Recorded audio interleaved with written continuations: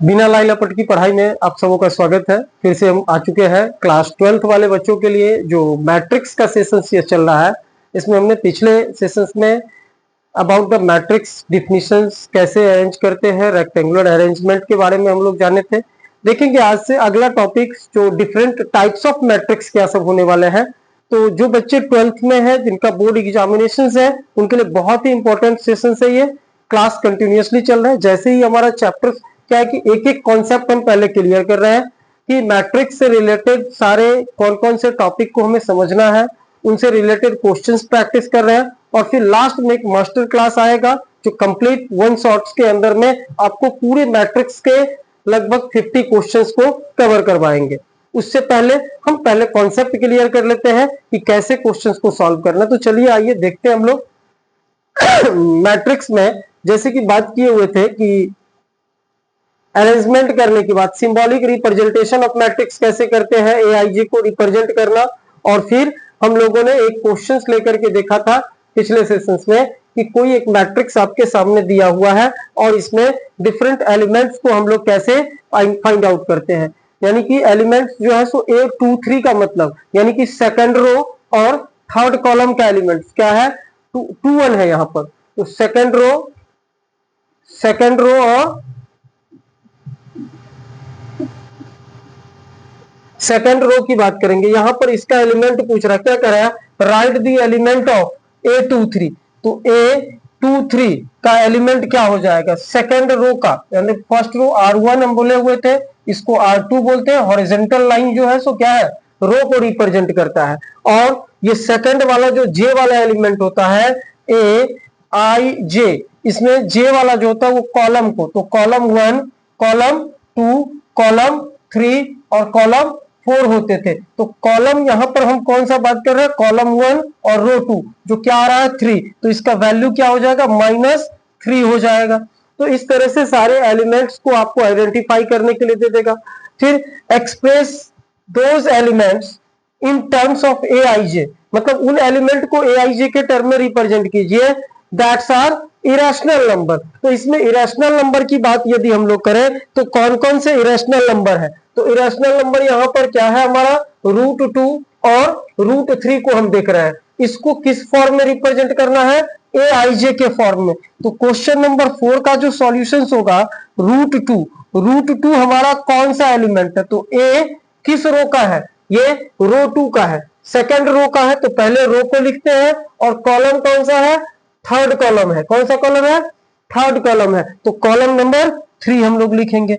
फिर इसी तरह से इसमें हम लोग यदि देखें तो √3 हमारा था, क्या था, √3 की बात यदि हम करें तो √3 हमारा कौन से रो का है, मतलब ए आई जे के फॉर्म में रिप्रेजेंट करना है। तो ए यानी एलिमेंट जो है सो किसका, √3 किस रो का है, R3 का है। मतलब रो नंबर 1, रो 2 और रो 3 ये R3 में आ रहा है, तो यहां 3 लिखेंगे। और कॉलम की बात करें तो कॉलम नंबर भी हमारा क्या है, 3 है। इस तरह से, सॉरी कॉलम 4 है, यहाँ क्या है, कॉलम 4 है। तो 3 4 लिखेंगे, क्या लिखेंगे, इसको A3 4 से रिप्रेजेंट किया जाएगा। बात समझ गए। फिर आगे हम लोग बढ़ते हैं नेक्स्ट पॉइंट की और। नेक्स्ट टॉपिक क्या कह रहा है, और क्वेश्चन, सॉरी यहां पर हम लोग एलिमेंट्स के कॉन्सेप्ट को समझ चुके थे, मैट्रिक्स को समझे थे, मैट्रिक्स का रिप्रेजेंटेशन समझे थे। अब हम लोगों को एक बहुत ही स्टैंडर्ड लेवल का क्वेश्चंस पूछा हुआ है, इस क्वेश्चंस को देखेंगे कि कैसे इसको सॉल्व करना है, ठीक ना बाबू। इसमें देखो क्या कह रहा है, इस क्वेश्चन में हमारा कह रहा है कि if a matrix has 24 elements, आपके पास 24 अलग अलग एलिमेंट्स हैं, उसको कैसे अरेंज कर सकते हैं। At 24 elements what are the possible orders, तो ऑर्डर क्या हो सकते हैं।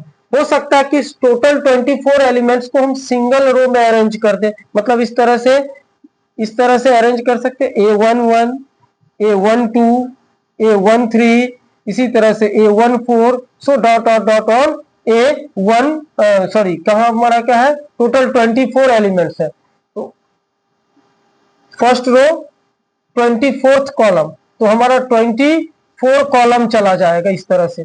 ये इस तरह से अरेंजमेंट हो सकता है, यानी कि पूरे को एक रो में, इसमें ऑर्डर की बात करें तो रो कितने हैं, एक है, और कॉलम कितने बन रहा है, 24 बन रहा है।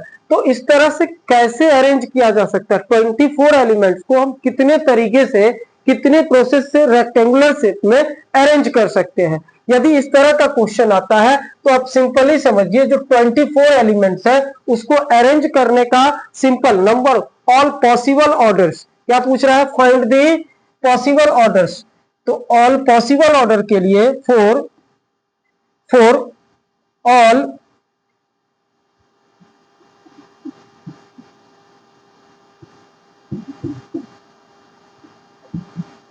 Possible order, all possible order के लिए हम एक रो में कितने कॉलम, 24, ऐसे हम समझेंगे कि 24 के टोटल कितने फैक्टर्स रूप में हम लिख सकते हैं, इज इक्वल टू 24। फिर हम लोग 2 इंटू 12 इज इक्वल टू 24। 24 को कितने तरह से अरेंज कर सकते हैं, 3 इंटू 8 24 हो जाते हैं।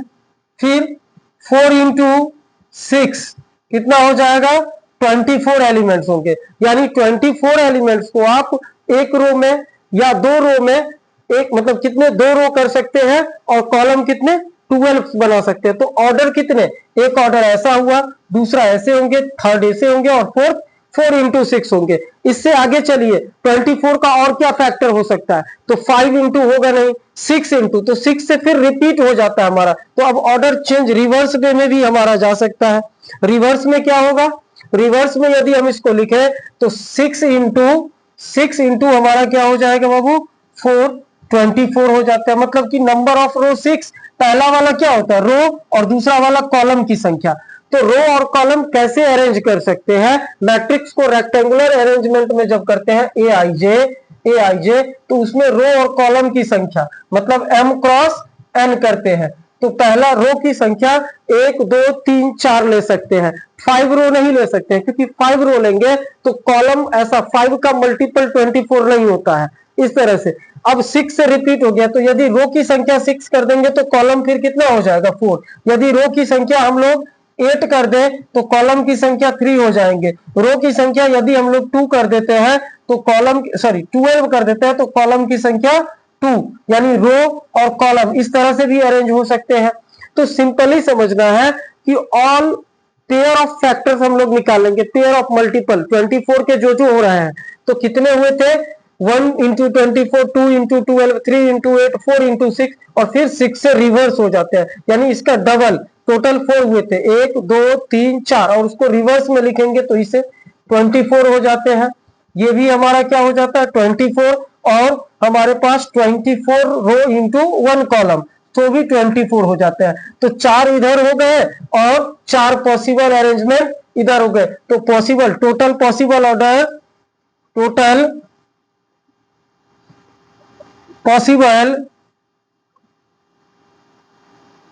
Order is equal to, total कितने पॉसिबल ऑर्डर है अरेंजमेंट करने का, 4 4 8, टोटल 8 तरीके से हम इन 24 एलिमेंट्स को अरेंज कर सकते हैं। यदि आपको कह दे कि 6 एलिमेंट है तो 6 एलिमेंट को हम कितने तरीके से अरेंज कर सकते हैं, तो सिंपली सोचेंगे 1 इंटू 6, 2 इंटू 3 6, फिर हमारा 3 से रिपीट हो जाता है, क्या हो जाएगा 3 इंटू 2 और 6 इंटू 1, यही हो सकते हैं इतने सारे पॉसिबल।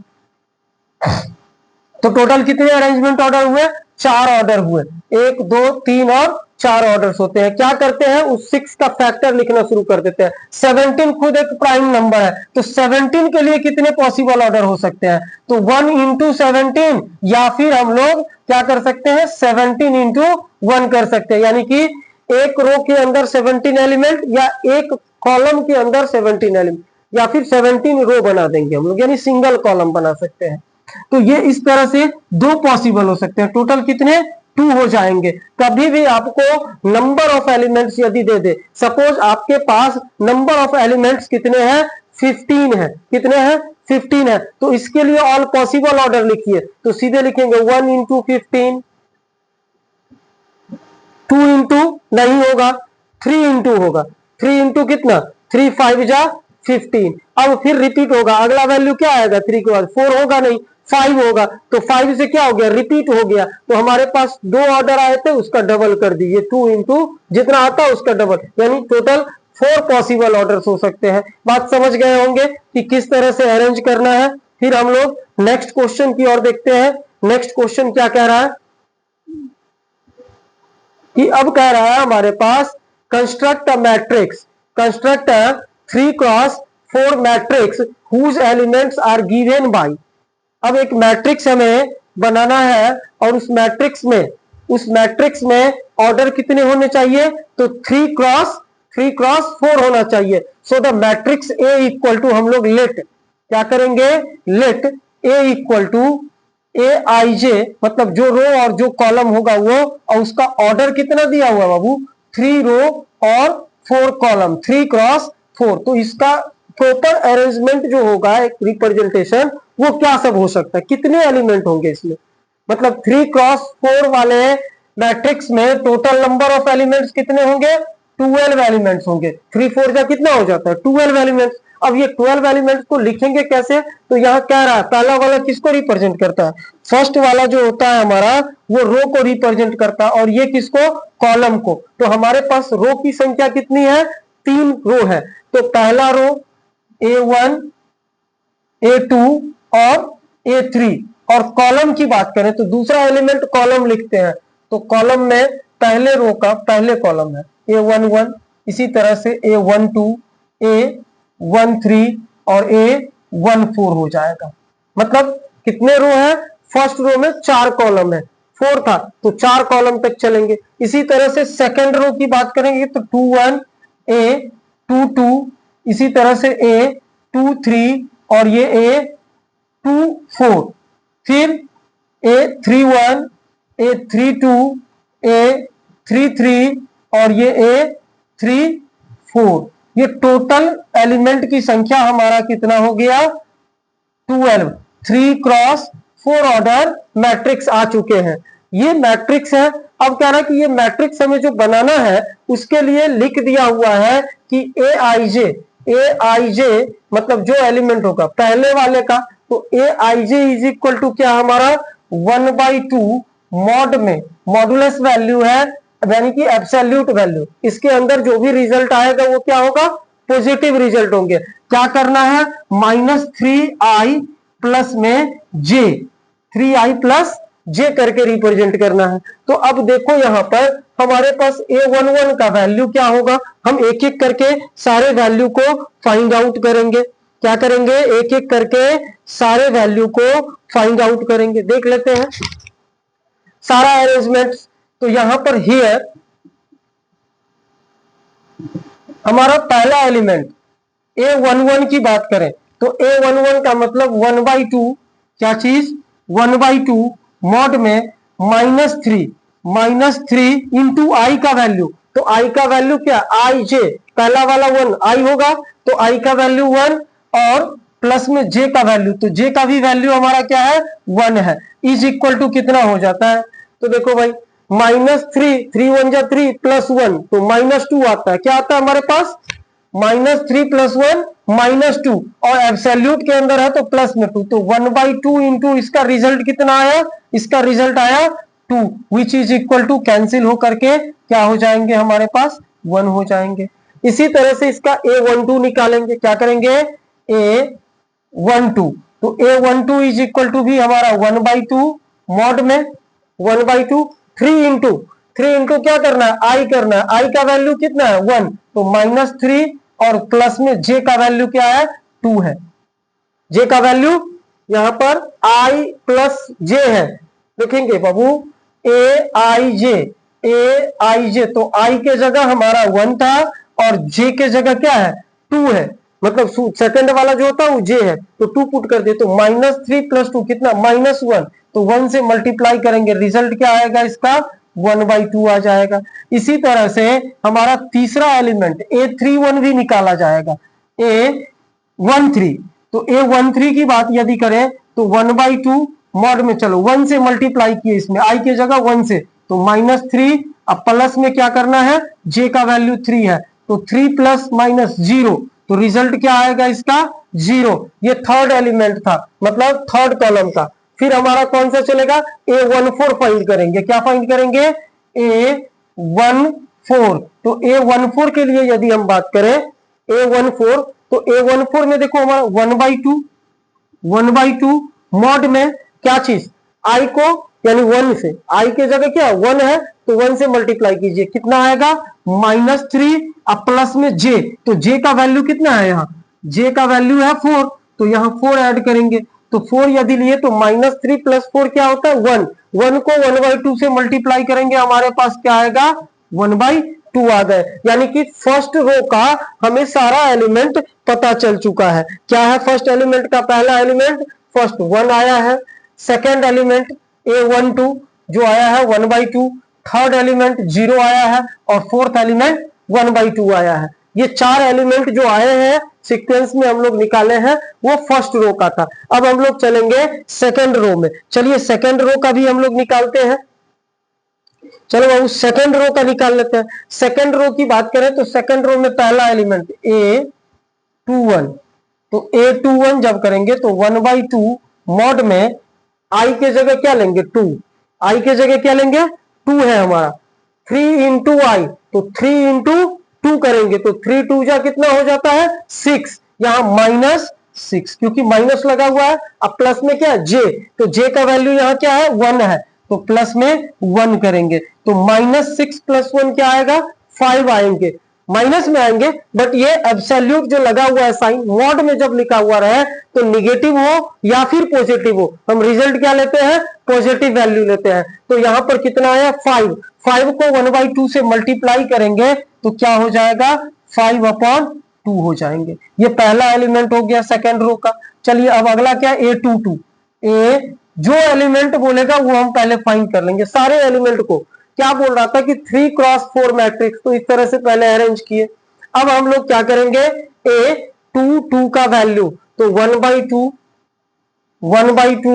इंटू मॉड में क्या है 3 इंटू आई का वैल्यू 2, 3 2 जा 6, तो यहां -6 + 2 करेंगे तो क्या आएगा 4 आएगा। क्या आएगा -6 + 2, तो 4/2, 4/2 सॉल्व कीजिए, कितना आता है 4/2 हमारा 2 आ जाता है।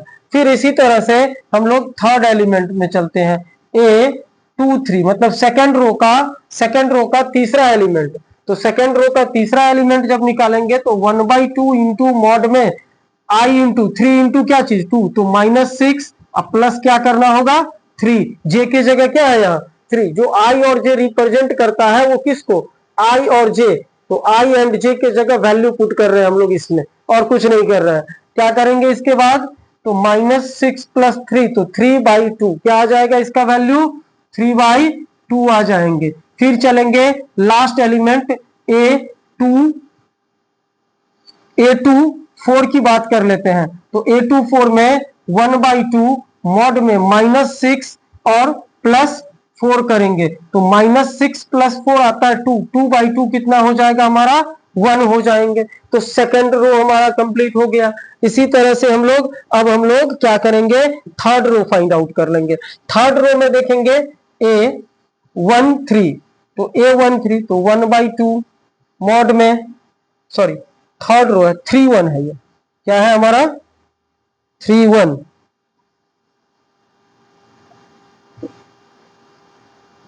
A31, तो i के साथ 3 को मल्टीप्लाई, 3 3 जा 9, माइनस में +1 करेंगे तो क्या आएगा 8/4, 8/2 रिजल्ट क्या हो जाएगा 4। फिर चलेंगे A32, तो A32 में जब आते हैं तो 1/2 मॉड में 3 3 जा 9